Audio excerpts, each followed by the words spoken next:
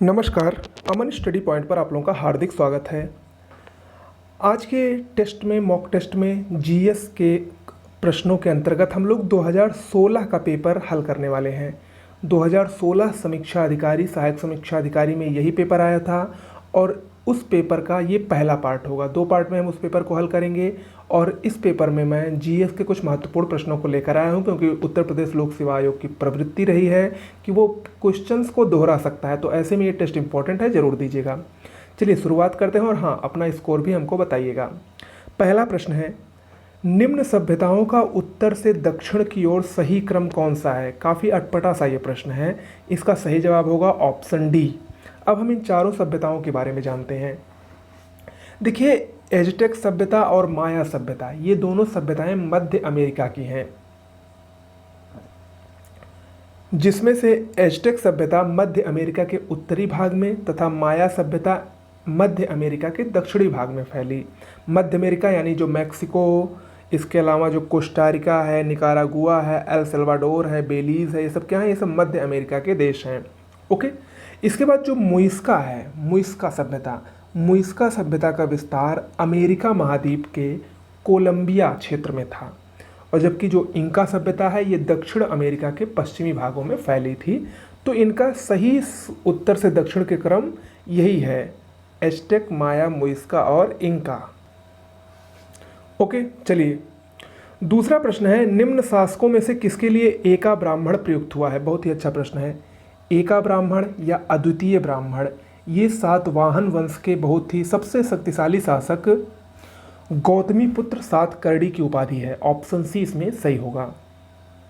गौतमीपुत्र सातकर्णी की एक और उपाधि है, इंपॉर्टेंट है, उसको छहरात वंश का विनाशक भी कहा जाता है। छहरात के प्रसिद्ध शासक नहपान की उसने हत्या की थी, इसलिए उसको छहरात वंश का विनाशक कहा जाता है। अगला प्रश्न है, ऋग्वेद है किसका संकलन? देखिए, ऋग्वेद स्रोतों का संकलन है। ऑप्शन ए सही होगा, ऋग्वेद स्रोतों का संकलन है। ऋग्वेद में कुल मिलाकर 10 मंडल और 1028 सूक्त हैं। अगला, समुद्रगुप्त के प्रयाग प्रशस्ति वाले स्तंभ पर निम्न में से किसका लेख मिलता है? समुद्रगुप्त, जिसको पृथिव्या प्रथम वीर भी कहा जाता है या भारत का नेपोलियन भी कहा जाता है, उसके प्रयाग प्रशस्ति वाले लेख पर मुख्य रूप से जहांगीर का लेख मिलता है। ऑप्शन ए सही होगा, मुगल सम्राट जहांगीर का। अगला, निम्न में से कौन सही सुमेलित नहीं है? एक तरफ राजवंशों का नाम दिया गया है, दूसरी तरफ उनके सिक्कों की धातुओं के नाम दिए गए हैं। आपको बताना है कि कौन सा इसमें सही नहीं है। जिन्होंने हमारा नोट्स पढ़ा होगा उनको पता होगा, ये सातवाहन इसमें सही सुमेलित नहीं है, क्योंकि सातवाहनों ने सोने के नहीं बल्कि शीशे के सिक्के जारी किए थे। ओके, चलिए अगला है, बुद्ध द्वारा रूपांतरित निम्न व्यक्तियों में से कौन सा अंतिम था? देखिए, बुद्ध ने जिस अंतिम व्यक्ति को उपदेश दिया था उसका नाम था सुभद्र। ऑप्शन डी इसमें सही होगा। अगला, निम्न में से कौन इल्तुतमिश के राज्यकाल में सल्तनत की राजधानी थी? देखिए, सल्तनत, दिल्ली सल्तनत का अगर हम संस्थापक बोलें तो वो तो कुतुबुद्दीन ऐबक को माना जाता है, लेकिन कुतुबुद्दीन ऐबक की राजधानी लाहौर में ही थी। लेकिन जब उसके बाद उसका दामाद इल्तुतमिश शासक बना तो इसने लाहौर से राजधानी दिल्ली स्थानांतरित की। ठीक है, तो इल्तुतमिश के राज्यकाल में दिल्ली सल्तनत की राजधानी दिल्ली हो गई, यानी दिल्ली सल्तनत का वास्तविक संस्थापक इल्तुतमिश को ही माना जाता है। अगला प्रश्न है, निम्न में से किसने महाभारत का फारसी भाषा में अनुवाद किया? 4 ऑप्शन दिए गए हैं। महाभारत का फारसी भाषा में अनुवाद रज़्मनामा के नाम से किसने किया था? इसका सही जवाब होगा ऑप्शन ए, अब्दुल कादिर बदायूनी ने। अगला है, निम्न में से किसका मकबरा भारत से बाहर स्थित है? देखिए, मुगल सम्राटों में, मुगल साम्राज्य में 2 व्यक्तियों के मकबरे भारत में नहीं बल्कि भारत से बाहर स्थित हैं, जिसमें से पहला है बाबर का मकबरा अफगानिस्तान के काबुल में स्थित है, और दूसरा है जहांगीर का मकबरा लाहौर के शाहदरा में स्थित है, यानी ऑप्शन डी इसमें सही होगा, जहांगीर। अगला, निम्न में से कौन राजा मोहम्मद गोरी द्वारा चंदावर के युद्ध में पराजित किया गया था?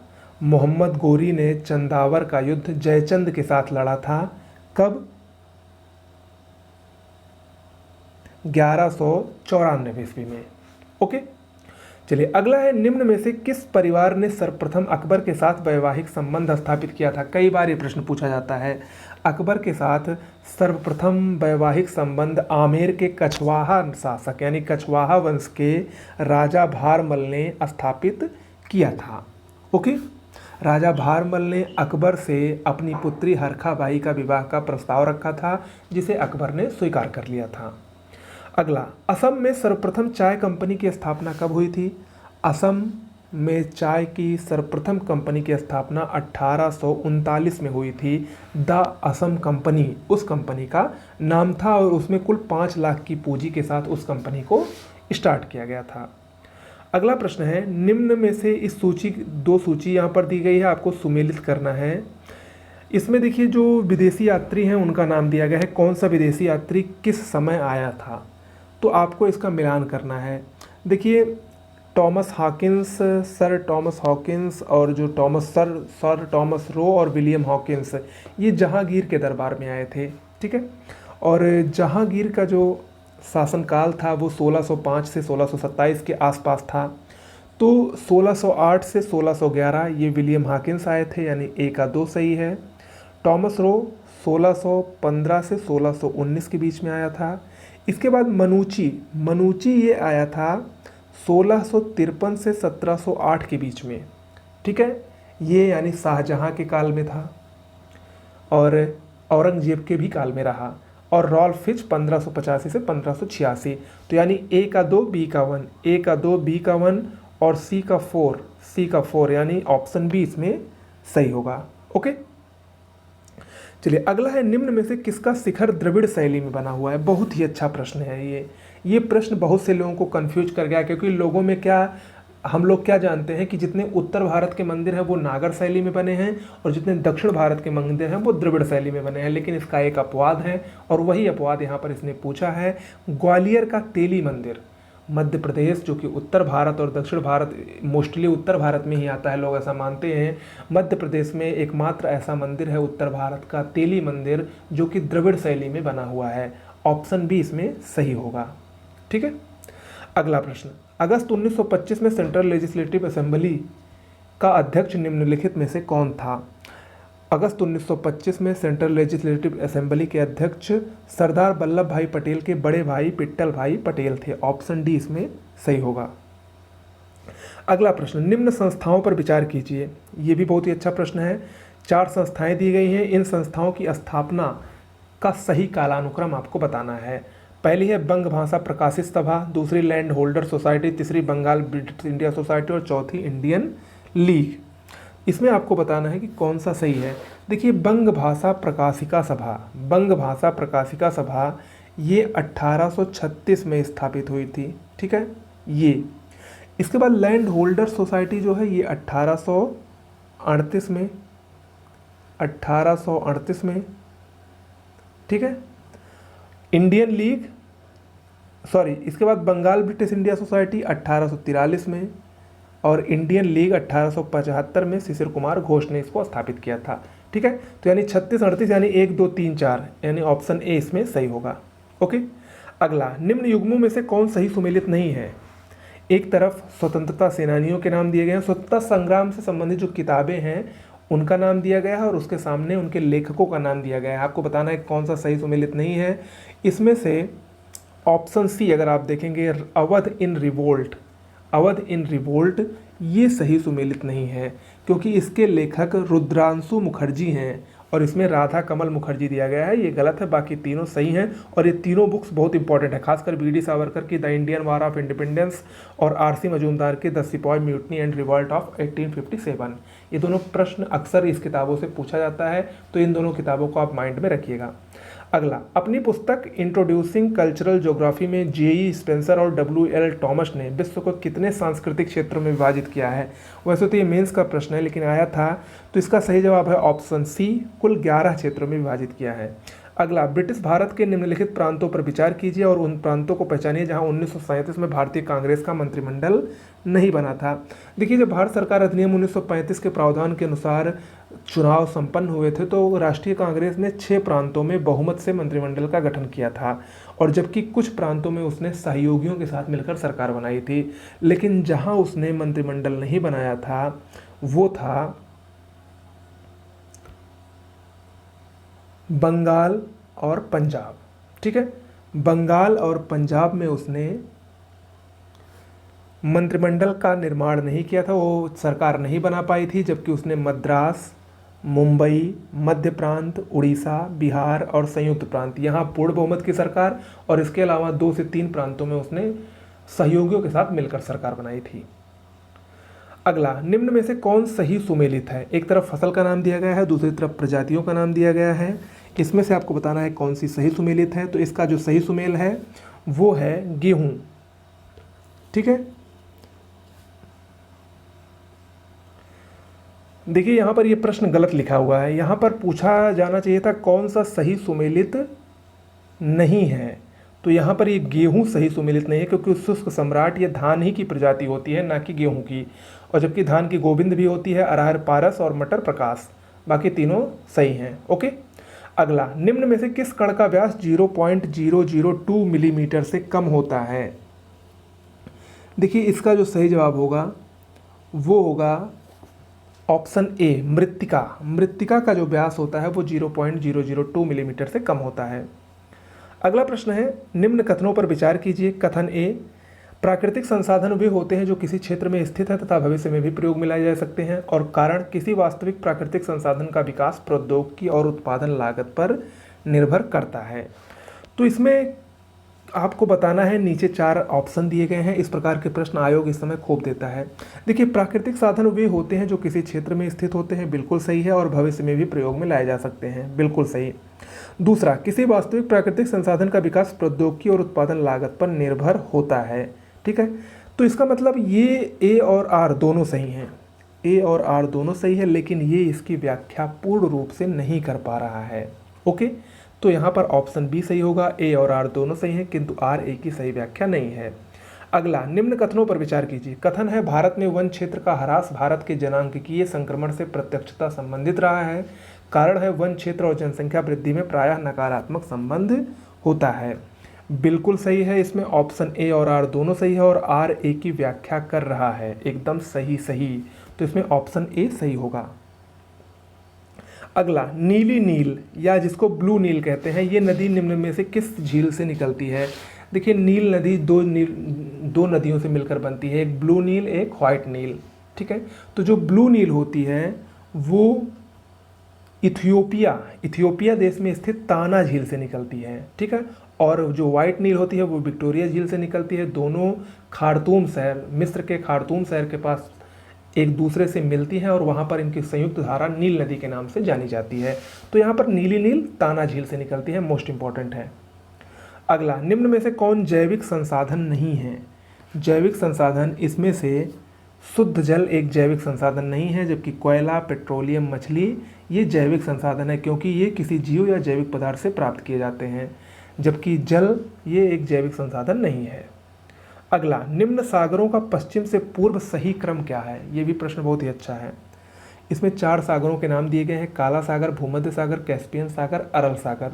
तो अगर आप मैप में देखेंगे इसको, तो पश्चिम से पूर्व की तरफ इसका जो क्रम होगा, अगर आप देखें, पश्चिम में भूमध्य सागर, यूरोप में सबसे पहले भूमध्य सागर है, और भूमध्य सागर के बाद अगर आप देखेंगे तो काला सागर है। काला सागर के बाद आप एशिया और यूरोप की सीमा पर आइए, कैस्पियन सागर, और कैस्पियन सागर के ठीक बगल अरल सागर है। ठीक है, तो यहाँ पर भूमध्य, काला, कैस्पियन और अरल, यानी ऑप्शन सी इसमें सही होगा। ये पश्चिम से पूर्व की तरफ क्रम है। अगला, सैटेलाइट होता है। सैटेलाइट, इनमें से ऑप्शन बताइए कि कौन सा इसमें सही है। देखिए, सैटेलाइट क्या होते हैं? ये अधिक ऊंचाई पर समताप मंडल में स्थापित एक वायुपोत होता है। ऑप्शन सी इसमें सही है। और ये क्या कार्य करता है? ये संचार सिग्नलों को प्रकाशित करने के लिए एक अस्थायी प्लेटफॉर्म के रूप में कार्य करता है। अगला, सूची 1 को 2 से सुमेलित कीजिए और सूचियों के अंत में दिए गए कोड का सही उत्तर बताइए। यहाँ पर एक तरफ नदियों के नाम दिए गए हैं और दूसरी तरफ वो कहाँ पर उनका मुहाना है, मतलब कहाँ पर वो प्रवाहित होती हैं, इसका नाम दिया गया है। सबसे पहली है लीना नदी। लीना नदी, आमूर नदी, टिग्रिस नदी और माही नदी। देखिए, लीना नदी ये रूस में बहती है और ये आर्कटिक सागर में प्रवाहित होती है। आमूर नदी ये प्रशांत महासागर में प्रवाहित होती है। टिग्रिस नदी, टिग्रिस बगदाद इराक में है और ये फारस की खाड़ी में प्रवाहित होती है। और जो कि माही नदी भारत की नदी है, कर्क रेखा को 2 बार काटती है, ये अरब सागर में प्रवाहित होती है। तो यानी ए का 2, बी का 4, ए का 2, बी का 4, यानी ऑप्शन ए इसमें सही होगा। ओके। अगला, 1857 के विद्रोह के दौरान बहादुर शाह ने साहब ए आलम बहादुर का खिताब किसे दिया था? 1857 में दिल्ली का वास्तविक नेतृत्व एक प्रकार से देखा जाए तो बहादुर खां, बख्त खां ने ही किया था, जो कि इसका सेनापति था बहादुर शाह जफर का, और उसकी वीरता से प्रभावित होकर बहादुर शाह ने इसको साहब ए आलम बहादुर का खिताब दिया था बख्त खां को। ऑप्शन सी यहाँ पर सही होगा। अगला, सूची 1 को 2 से सुमेलित कीजिए और कूट से उत्तर बताइए। क्रांतिकारियों के नाम और स्थान। नाना साहब, नाना साहब कहाँ से संबंधित थे? नाना साहब कानपुर से संबंधित थे। नवाब हामिद अली खान ये दिल्ली से संबंधित थे। मौलवी अहमद उल्लाह ये लखनऊ से, और मनी राम दीवान ये असम से संबंधित है, यानी ऑप्शन डी इसमें सही होगा। अगला, निम्न विवरण पर विचार कीजिए। आपको ये विवरण, एक पैराग्राफ लिखा गया है, आपको बताना है कि किसके विषय में लिखा गया है। पैराग्राफ में पढ़ रहा हूँ। 1853 में जन्मे ये पश्चिमी भारत के पारसी थे। ये इंडियन स्पेक्टेटर और वॉइस ऑफ इंडिया के संपादक थे। ये एक समाज सुधारक थे और सम्मति आयु अधिनियम 1891 के पक्ष के प्रमुख संघर्षकर्ता थे। ये किसके बारे में कह रहा है? ये कह रहा है BL मालाबारी के बारे में। ऑप्शन बी ए इसमें सही होगा। ठीक है। अगला, निम्न कथनों पर विचार कीजिए। कथन है, जवाहरलाल नेहरू ने दूसरे गोलमेज सम्मेलन में भारतीय राष्ट्रीय कांग्रेस का प्रतिनिधित्व किया था। कारण, गांधी इरविन समझौता में भारतीय राष्ट्रीय कांग्रेस का दूसरे गोलमेज सम्मेलन में भाग लेना अंतर्निहित था। इसमें देखिए क्या है, इसमें ऑप्शन डी सही है, ए गलत है। जवाहरलाल नेहरू ने दूसरे गोलमेज सम्मेलन में प्रतिनिधित्व नहीं किया था, बिल्कुल गलत है। दूसरे गोलमेज सम्मेलन में कांग्रेस की तरफ से महात्मा गांधी ने प्रतिनिधित्व किया था। और दूसरा बिल्कुल सही है, गांधी इरविन समझौता इसीलिए हुआ ही था कि दूसरे गोलमेज सम्मेलन में भाग लिया जाए। ठीक है। अगला, करीबा बांध निर्मित है किस नदी पर? करीबा बांध अफ्रीका में जाम्बेजी नदी पर स्थित है। ऑप्शन बी सही होगा, जाम्बेजी नदी पर करीबा बांध स्थित है। अगला, 2011 की जनगणना के अनुसार उत्तर प्रदेश के संदर्भ में निम्न आंकड़ों में से कौन सा सही सुमेलित नहीं है? इसका जो सही जवाब होगा वो होगा ऑप्शन ए। देश की जनसंख्या में उत्तर प्रदेश के 18.5% योगदान नहीं है, बल्कि इसको आप लोग ऑप्शन में लिखकर बताएंगे, कमेंट बॉक्स में लिखकर बताएंगे कि उत्तर प्रदेश की जनसंख्या का भारत की जनसंख्या में कितने प्रतिशत का योगदान है। कमेंट बॉक्स में लिखकर बताइएगा, बाकी सभी सही हैं। अगला, निम्न में से कौन सही सुमेलित नहीं है? एक तरफ पोत निर्माण केंद्र दिए गए हैं अमेरिका के और दूसरी तरफ उनका राज्य दिया गया है। देखिए, इसमें से जो है वो ऑप्शन डी सही सुमेलित नहीं है। कैमडेन ये फ्लोरिडा में नहीं है, कैमडेन फ्लोरिडा में नहीं है, ये न्यू जर्सी में अवस्थित है, जबकि ह्यूस्टन टेक्सास में, सेफ्रोज पॉइंट मैरीलैंड में और न्यू ऑरलियंस लुइसियाना में स्थित है। अगला, निम्न में से किस राज्य की जनसंख्या सर्वाधिक है? महाराष्ट्र, बिहार, गुजरात, उत्तर प्रदेश।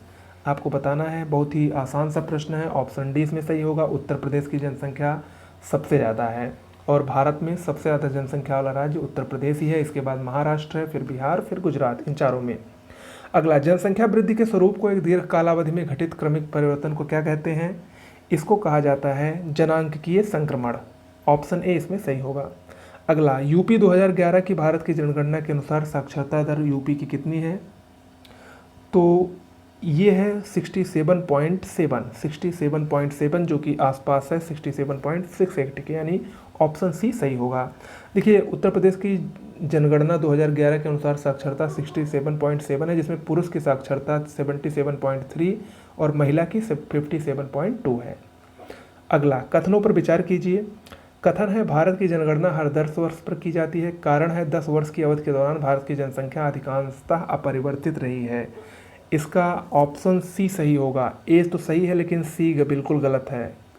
कारण गलत है और कथन बिल्कुल सही है। भारत की जनसंख्या अब 10 वर्ष के अंतराल पर ही होती है, लेकिन इसका मतलब ये नहीं है कि 10 वर्ष के दौरान ही वो अपरिवर्तित रही है। ओके, चलिए अगला प्रश्न है, निम्न में से कौन एक भारतीय संविधान के अंतर्गत आपात की उद्घोषणा का आधार नहीं हो सकता है। इसमें ऑप्शन डी सही होगा, आंतरिक अशांति। देखिए, आंतरिक अशांति के आधार पर आपात की घोषणा नहीं की जा सकती है। पहले मूल संविधान में तो इसका उल्लेख था, लेकिन 44वें संविधान संशोधन 1978 के द्वारा इसको हटा दिया गया और इसी के स्थान पर सशस्त्र विद्रोह शब्द को लाया गया था। ओके, अगला, भारतीय संविधान के संदर्भ में निम्न कथनों पर विचार कीजिए। पहला, संघ मंत्रिपरिषद लोकसभा के प्रति सामूहिक रूप से उत्तरदायी होती है। दूसरा, संघ के मंत्री प्रधानमंत्री के प्रसाद पर्यंत अपना पद धारण करेंगे। इनमें से कौन सही है। देखिए, इसमें केवल एक सही है, पहला, क्योंकि मंत्रिपरिषद जो होती है वो सामूहिक रूप से लोकसभा के प्रति उत्तरदायी होती है, लेकिन जो ये संघ के मंत्री होते हैं प्रधानमंत्री के नहीं बल्कि राष्ट्रपति के प्रसाद पर्यंत पद धारण करते हैं। ऐसा अनुच्छेद 75 के खंड 2 में वर्णित है। ओके, तो इसमें ऑप्शन एक सही है। तो दोस्तों, आज के लिए इतना ही। ये पहला पार्ट हो गया। हमने इसमें लगभग 50 क्वेश्चन देख लिए हैं और बाकी जो बचे क्वेश्चन है उसको मैं कल कर लूँगा, क्योंकि देखिए मैं इसमें करंट अफेयर्स नहीं करवा रहा हूँ, क्योंकि वो 2016 का ही करंट अफेयर्स था। इसमें मैं गणित नहीं करवा रहा हूँ, इसमें मैं सिर्फ जीएस के ऐसे इंपॉर्टेंट क्वेश्चन करवा रहा हूँ जो परीक्षा में आने की संभावना सबसे ज़्यादा रखते हैं। ओके, टेस्ट अच्छा लगा हो तो चैनल को शेयर, लाइक, सब्सक्राइब जरूर किया करिए। धन्यवाद।